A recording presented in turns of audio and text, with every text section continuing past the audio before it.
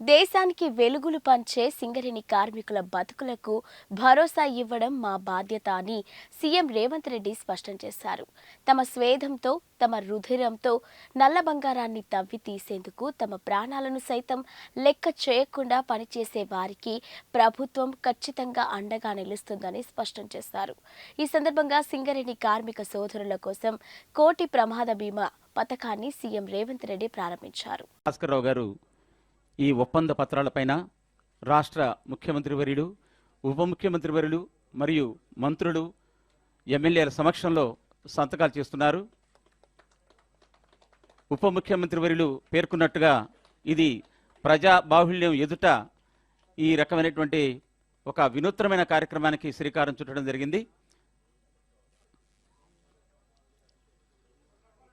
వారి సమక్షంలో ఈ ఒప్పందం జరగడం ఎంతో సంతోషకరం.